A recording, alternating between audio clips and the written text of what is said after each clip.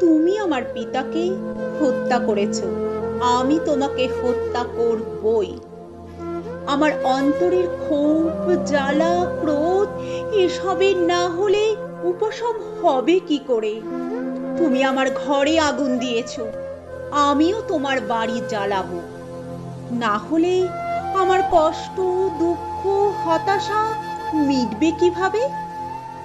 তোমায় যখন আমি হত্যা করব, তোমার পুত্র পিতৃহারা হবে এবং সে অবশ্যই শপথ নেবে আমাকে বা আমার পুত্রকে সে হত্যা করবেই। না হলে তার অন্তরের জ্বালা মিটবে কি করে? তুমি এবং আমি একদিন পৃথিবী ছেড়ে চলে যাব, যেতেই হবে।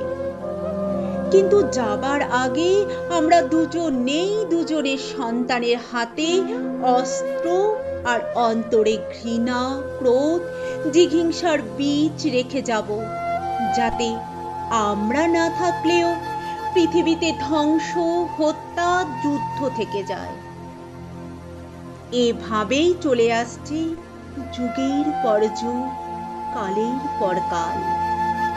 পৃথিবীর চোখের জলও আর ফুরোচ্ছে না, বাতাসে তাই মিশেই থাকছে দীর্ঘশ্বাস, হতাশা। এবার থামা দরকার, চাকাটা থামিয়ে দেওয়া দরকার। কাউকে না কাউকে ঘোষণা করতেই হবে, হ্যাঁ, তুমি আমার সর্বনাশ করেছ, কিন্তু আমি তোমাকে প্রত্যুত্তরে কিছুই বলবো না।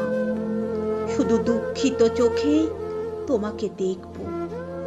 তুমি অবাক হবে, ভয়ে কাঁপবে, কখন প্রত্যাঘাত নেমে আসে তোমার ওপর সে কথা ভেবে।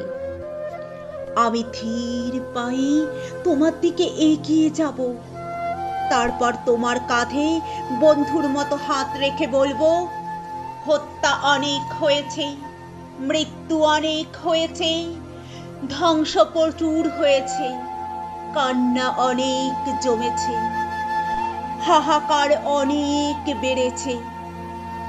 এসো এবার চাকাটাকে থামিয়ে দিই।